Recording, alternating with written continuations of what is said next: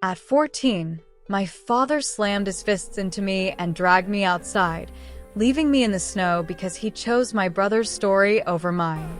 By that age, he had already made up his mind that I was the problem.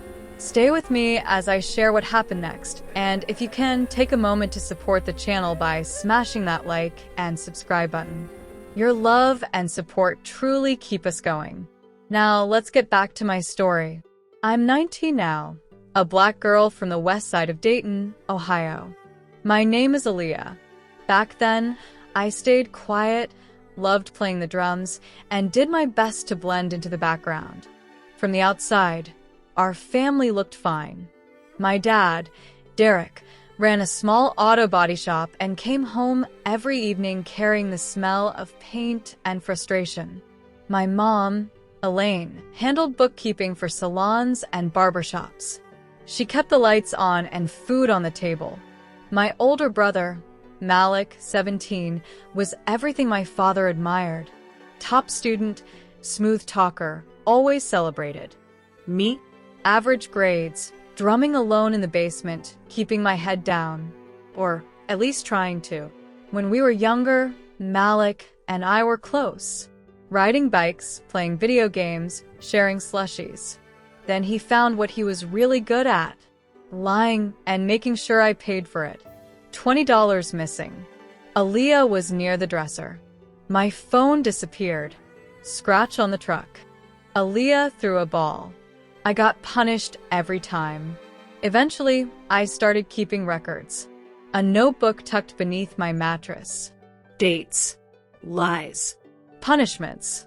By 14, it was full of entries that all looked the same. Malik lied. Dad believed him. I suffered the outcome. Mom noticed.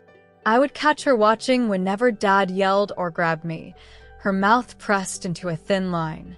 Later, she would murmur, "Be the bigger person. Don't challenge your father. Just let it go." So I did. Dad wasn't only loud. He pushed, grabbed, stood inches from my face, shouting. Malik copied him when Dad was away. Small shoves, quick jabs, confident that if I responded, I would be blamed. Then my mom left town for a few days to take care of my sick grandmother, Ruth, in Toledo, and everything changed. No shield. Just me, Dad, and Malik. The house felt tight with tension. Dad was already tense after a big job failed at the shop. I started hiding in the basement after school, drumming until I heard his truck. One icy afternoon, it came home early. Aaliyah. My stomach dropped. Upstairs, Dad stood red-faced. Malik sat on the couch, pretending to look hurt. On the table was my grandfather's Hamilton watch. Glass shattered. Band twisted. Ruined. Dad once said it was worth hundreds, but to him, it was priceless. "You stealing from me now?" he snapped. "You broke my father's watch." "I didn't touch it," I said. "I haven't been in your room." "Malik saw you," Dad growled. I looked at my brother. "Tell the truth." Malik lifted his eyes, calm and fake. "I saw you come out holding something. You told me to mind my business." "That's a lie," I said. Dad cut in. "You're jealous. You wanted to hurt me." He sent me to my room, already decided. I sat on my bed and knew exactly what happened. Malik broke it, blamed me. Dad believed him. The next day, I was locked home from school. I heard Dad on the phone, angrier with every call. By afternoon, he dragged me into the kitchen. "The jeweler said it's totaled." "I didn't do it," I whispered. That was enough. He slammed me into the fridge and hit me. First a slap, then fists. I collapsed inward. He yanked my hair, slammed me into the cabinets, and kept swinging until my body stopped fighting. When it ended, I was curled on the floor, gasping. "Get out," he said, calm and cold. "You are not my daughter anymore."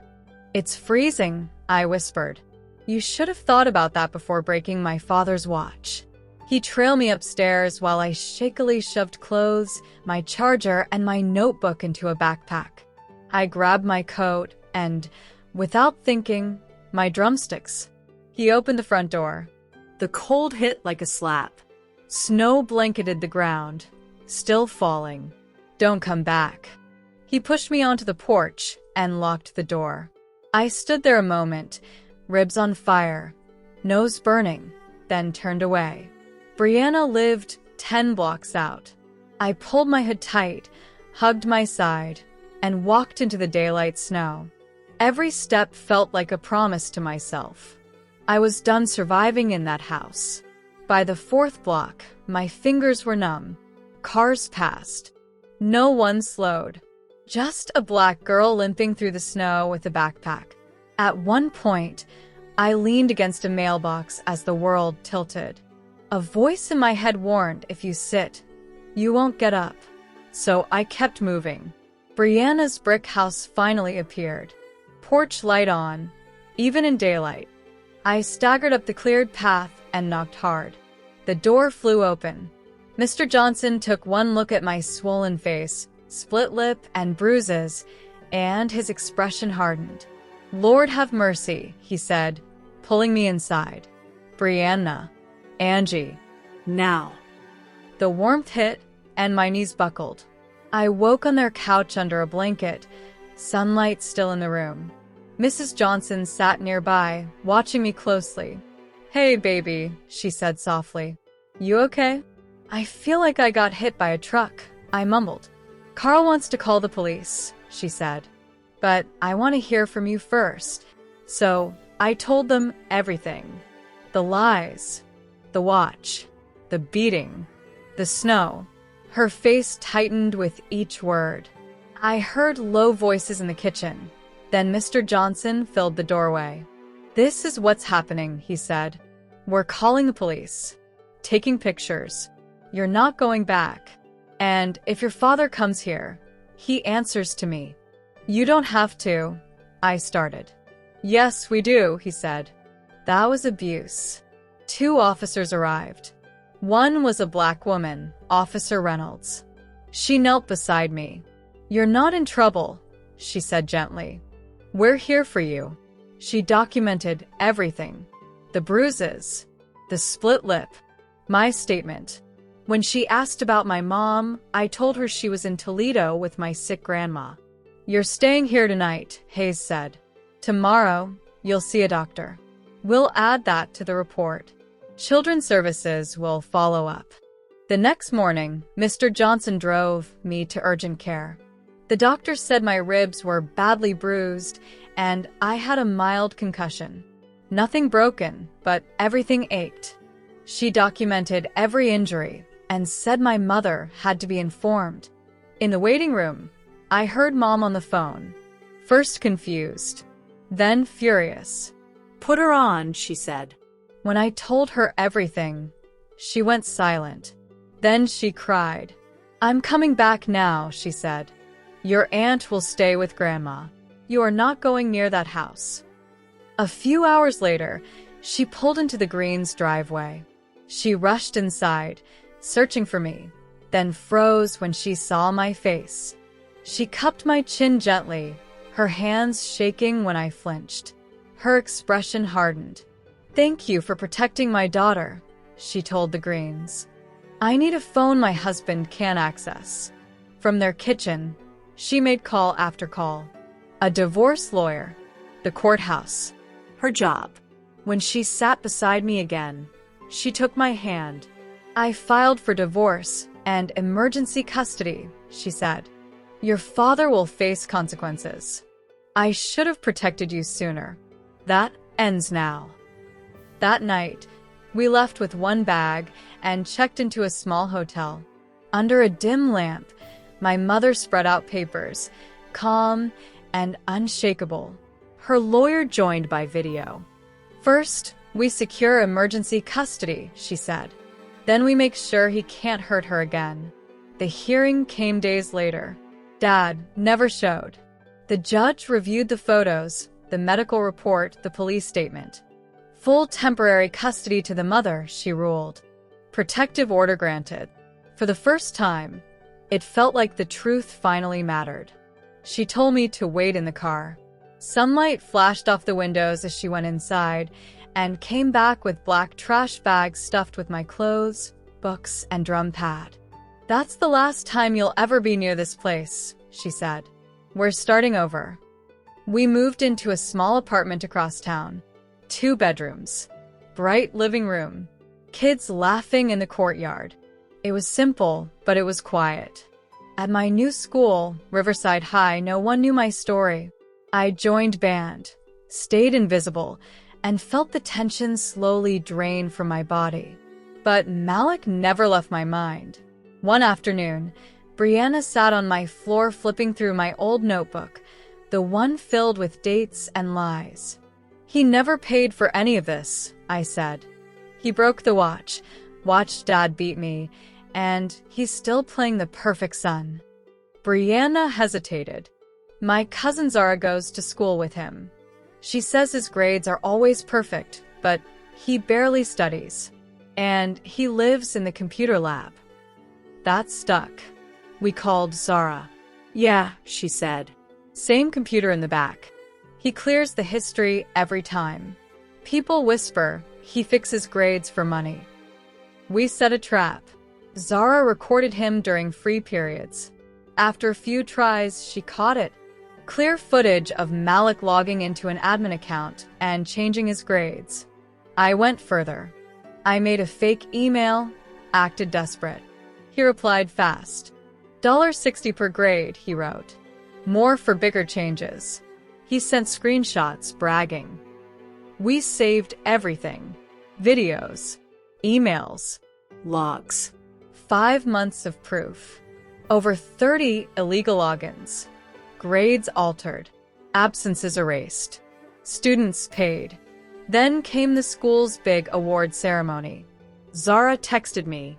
Malik was winning multiple awards, including leadership and integrity. I waited. When they called his name again, Dad beaming in the front row, Malik stepped onto the stage. I stood up from the back. My mom walked beside me.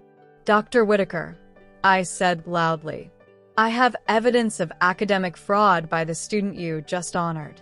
The field went silent. I handed her the flash drive. "It's all there," I said. Videos, emails, timestamps. I handed her the second drive. "This one shows the timelines," I said. "Every login from the lab." The crowd buzzed. Parents whispered. My father stood up angry, but security stopped him. Dr. Whitaker's face went cold. "We're ending the ceremony," she said. "Malik, come with me." They walked him off the field in front of everyone. And for the first time, his lies didn't land on me. That same afternoon, the IT team confirmed it all. Every illegal login matched. Grades changed. Absences erased. By the next day, the students he helped were called in. Malik was expelled. His college offers vanished. Prosecutors took the case. He accepted a plea. Probation. Community service. A permanent record. Dad's case moved forward too. The reports spoke for themselves. He pled to a lesser charge, received probation, mandatory classes, and a restraining order keeping him away from me. The divorce followed quietly. Mom got most of the house sale, 1 car, part of his retirement, and child support. Dad kept his tools, his debts, and Malik's legal mess. We moved into a small house in a quiet neighborhood. It wasn't big, but it was ours. When sunlight filled my new room, it felt like a beginning. At Riverside, life finally slowed down. I found my place in band, joined a small club, and watched my grades rise. Without fear hanging over me, school started to click. We heard occasional updates about Dad and Malik. Small apartment, bills stacked, work scarce. Malik talked about community college while working for little pay. I felt no satisfaction, just space. One sunny afternoon, Mom and I ate takeout on the porch, kids shouting nearby. Her phone buzzed. She put it on speaker. "I just want to say I'm sorry," my father said. "I chose wrong. I destroyed everything." I shook my head. Mom didn't hesitate. "She doesn't want to speak to you. You lost that right. Pay what you owe. That's all." She hung up and blocked him. "You okay?" she asked. "Yeah," I said. Not having him in my life feels like freedom. Senior year passed quietly. My world became music, school, and sunlight on our porch. I played in every band I could. One day my director said, "Have you thought about teaching? Kids need someone who listens." My counselor helped me apply to Ohio State Dayton for music education, afternoon light spilling across the paperwork like a promise.